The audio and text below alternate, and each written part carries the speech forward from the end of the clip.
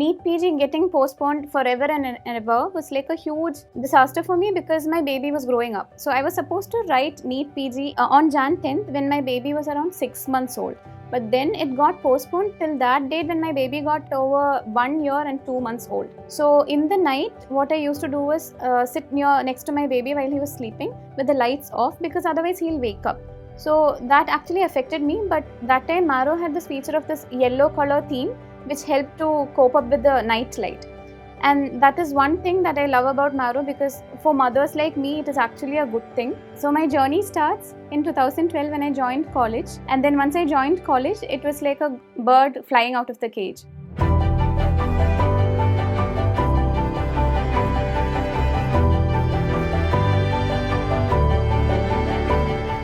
Hi, I'm Roshan Binoy. I'm a graduate from Christian Medical College, Vellore, batch of 2012. I completed my course in 2017 and I finished my internship in 2018. I never prepared for PG during my college days. Rather, I didn't know that people were studying for PG, meaning preparing for PG during their college days. Speaking about Marrow, it's one of the best online platforms that I've ever used. I had in between subscribed to one or two other platforms, and then only I realized the value that Marrow had. The interface especially was one of the topmost. And my brother being one of the interactive designers, so he also understands how good Marrow has been. So at CMC, we have 2 years of obligatory bond, which I did from 2018 till 2020 April. So it was midway between my bond that I met my husband, and after meeting him, I got married after 6 months. That was in May 2019. So my husband is Dr. Ashwin George Roy. He is a general surgeon, just finished his senior residency from Thrissur Government Medical College. So my plan was to settle back in Kerala where we both can be together. So my aim was to come back to Kerala after I finish my bond to get into a good government medical college in Kerala. So during my bond, I did it in the emergency department of CMC, and that gave me a whole different perspective. Because initially I was a person who wanted to take up general medicine, but working in the emergency department for the 2 years made me take a different thinking to come to emergency medicine as a career option, because the amount of adrenaline rush that it gives me was like a totally different experience. So my plan is to either take up emergency medicine or to take up anesthesia and then come back to emergency medicine. So for that, to get in a good Kerala college, I wanted a rank below 10,000. So every 10 days I used to come home and come back to Vellore. So it was kind of difficult. So that was when I properly decided, okay, fine, no matter what, we are going to stay together, because that is what the whole purpose of marriage is. So towards the end of 2019, I realized that I was pregnant. So again, the plans did not change, because the plan was to come back to Kerala and study. The only difference was there's a little one coming with us. So this I could say with so much confidence only because of my family and my husband's family. When I told them the news, my mom and my husband's mom, both of them said, no matter, don't worry, we'll take care. So it is with their full support that I could do this. So I subscribed to Marrow in February 2020, but then I couldn't start studying that time because of COVID. Because I used to work that time and I was pregnant, and it was like 8 to 10 hour shift, and then come back and working in a pregnant condition was a bit difficult. So then I just kept on pushing and pushing, just a few excuses that I kept for myself just to postpone my studies, which was not a great thing. But then finally the day came and I had to finish my bond and come back to Kerala. So when I came back to Kerala during the COVID situation, I was put in quarantine for 2 weeks. So that was the time then when I could not postpone my studies anymore, and then I decided, okay, this is the time when I have to sit and study so that I can get a better rank.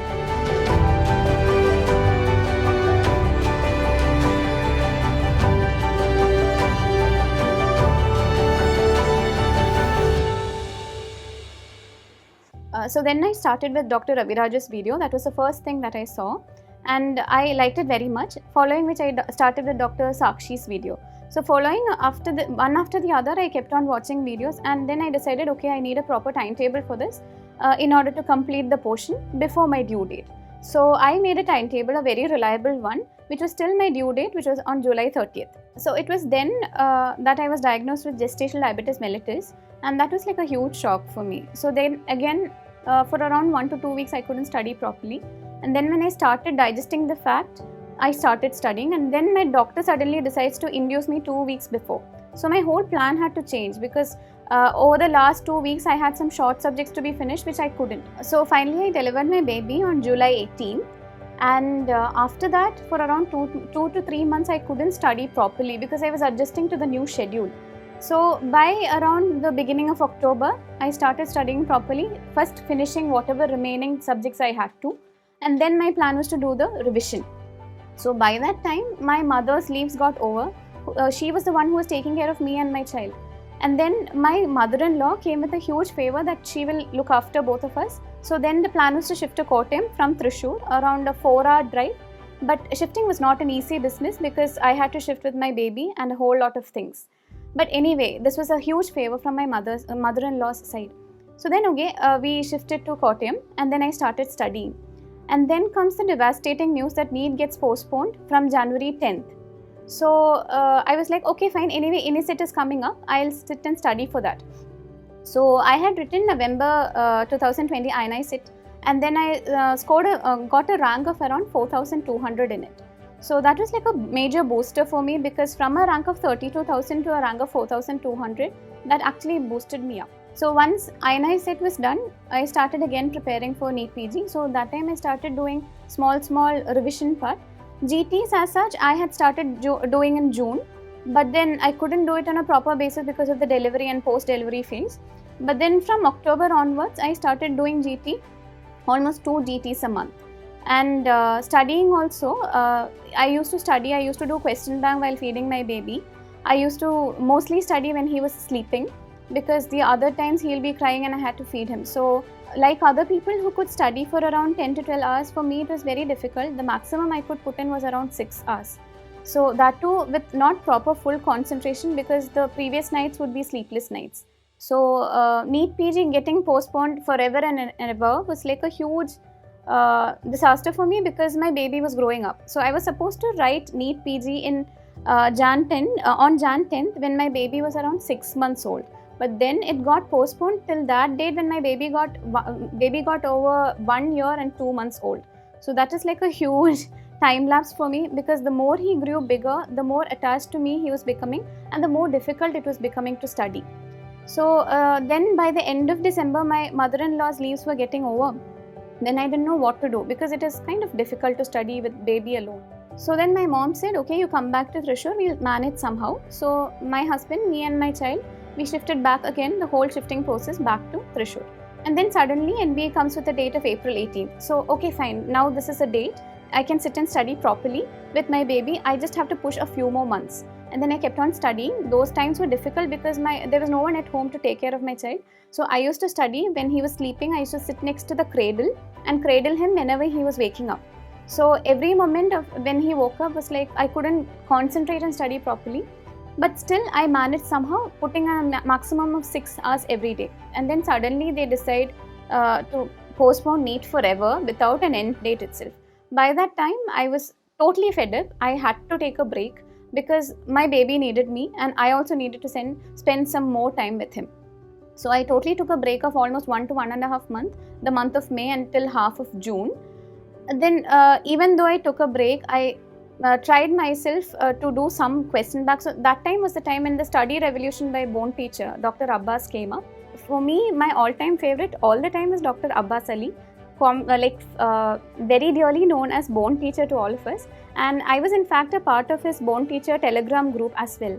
So this was like a family to me because since most of my friends joined PG last year, for me to get in the latest updates about the exam, it was this Telegram group that helped me a lot. And then I was an ardent follower of his Instagram page as well, especially because he used to keep on posting small bits and pieces here about mothers because he also recently had a small baby girl. So I used to do almost 5 question banks every day from May onwards. That kept me motivated and that pushed me forward.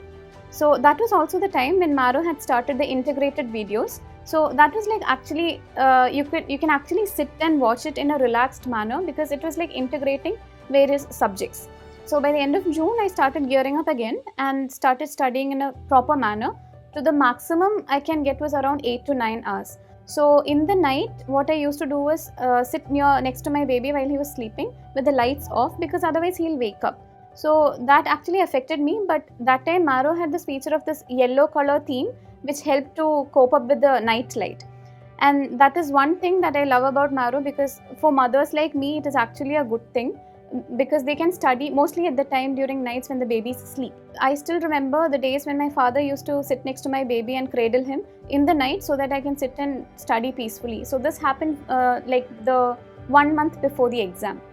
So towards the end, towards nearing the exam time, I could almost put in some 7 to 8 hours and study maximum, but still I could not concentrate properly because as I had issues of sleepless nights. So I should say my husband was cooperative in all the matters, whatever it was. I still remember every single Sunday when I used to give us GT, either if the GT was bad or good, I'll be sad. If it was bad, I would say, okay, the questions were very tough and it was bad. If it was good, I would say the exam was easy, that is why it was good. So my husband, all the day, he used to sit with me and he'll say, it's okay, calm down, soothe, this is not what is going to happen in the real exam. So I don't know how he tolerated me so much. It was just because of his full support that I reached till here. Same thing with my child, because he was cooperative in his own way. Even though he had some small issues here and there, he was very, very cooperative in his own way, not whining, not crying when I was not with him. It is just because of my husband and my kid. Both of them, I don't even deserve so much, okay? So I am extremely grateful for both of them. Yeah, so towards the end, I just don't have words to say for the support that I got. And I'm purely saying it is just because of the support from all these people that I could reach till here. So currently, I got a rank of 9,666 in the NEET PG 2021. And my plan is to take up anesthesia in Kerala, and following which I want to do DM in critical care or come back to emergency medicine. Yeah, so this is what my journey was, and this is something women who have delivered has gone through. But my story is a bit different just because I got the full support from my family. So I'm a person who likes doing arts and crafts. So this had to take a back seat once I joined for UG at my college and during my PG preparation initial phase. But once my baby was born, I found myself doing more crafts and things just to make him happy. I made sure that I arranged small things for him here and there. I organized his baptism, I organized his birthday celebration all by myself. So that was something my baby has brought back to me. So he had made sure that I get back all my hobbies and integrate it along with my learning. So this is one of the good things that I could remember during my PG preparation day that had kept me motivated also to study forward. So something like other people used to watch movies to keep themselves motivated. For me, it was this kind of craft and arts that I used to do. So during my NEET PG preparation, how I relaxed was going for a walk with my baby and my husband. So initial days, it was my baby on in my shoulders and walking. And NEET PG got postponed to that extent that he started walking on his own. So that is how I used to spend my evenings with him. Regarding Marrow National Mocks, the one that I gave in August, I got a percentile of around 95 with a rank of 2600. And that is almost similar to what I got in the NEET PG 2021, where I got a percentile of 95 with a rank of 9600. So that is what I aimed for. I wanted something, a rank below 10,000, because then only I could get a branch of anesthesia in Kerala. So that was the prime aim, and that is what I wanted, and God has given me that. So speaking about faculty, starting from Dr. Raviraj, he had his own ways of creating the mnemonics. That helped me a lot. Then there was physiology taken by Krishna Kumar sir. He had his own simple ways of teaching physiology, which was a bit difficult for me. Biochemistry part, Dr. Rebecca ma'am. What I liked about her videos was that beginning and end of the video, she had her own quotes on which she kept on explaining. So that is like a small motivation for people like me. So Dr. Ranjan had his own ways of teaching. So he had those Farmcast videos on Spotify. So those were like fortune cookies. So in every video, he used to say about some 5 drugs, and then he will put in some advice following that. So it is like the fortune that we get after we break the cookie.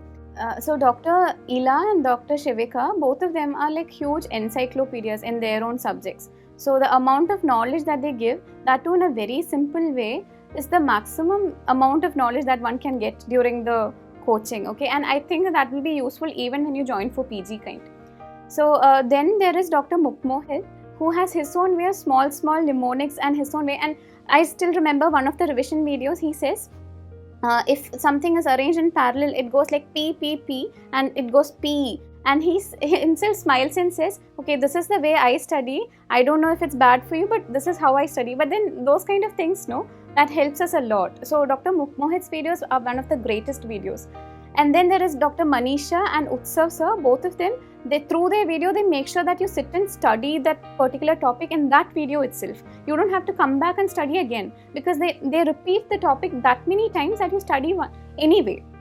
Then comes the final year subjects, when there is Dr. Rakesh, whose lectures brings me back memories of CMC, where we had doctors who taught in that way. He used to integrate everything and teach us, and he comes from the very basics too. So even if you don't listen to the anatomy and physiology lectures, he himself covers that in his medicine lectures. So those ones are so good like that. Then there is Dr. Rohan, whose lectures are very, very crisp and clear, to the point, everything you can sit and study like that. Then there is Dr. Singaram, whose pediatrics lectures are very awesome. So then there is Dr. Sakshi Arora. She's like a motherly figure for us. So in all her videos, she'll be like, Bacho, you do this, Bacho, you listen to this.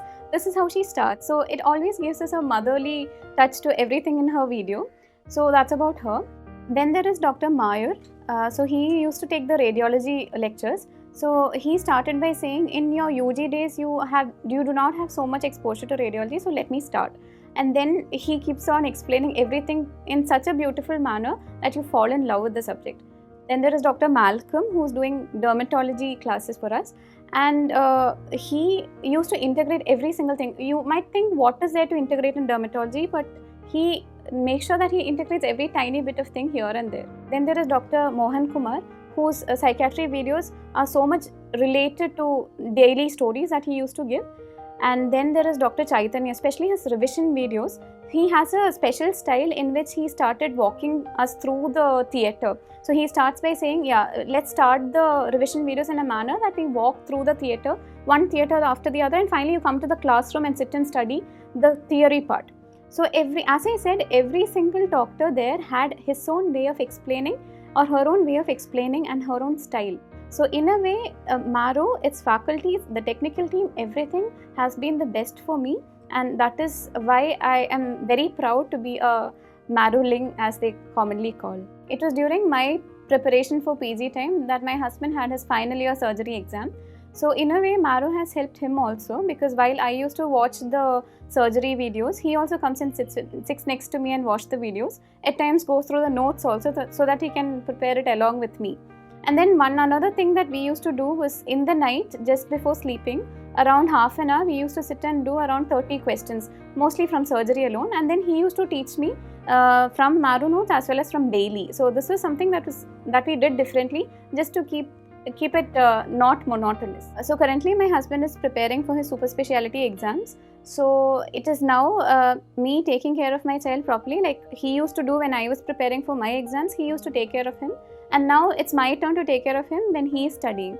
So it is in a way of mutual understanding and respect for each other that is keeping the family going forward. Saying that you have to put in your best in no matter what, and try to do your best. That's what my mom always said to me. And same thing with my mother-in-law. She also made sure that I sit and study properly in whatever time that I could, that was available to me. So I should say, in all aspects, my mom, my mother-in-law, my father-in-law, and my dad, and my brothers, all of them was like an immense support system. And it is just because of them that I reached till here.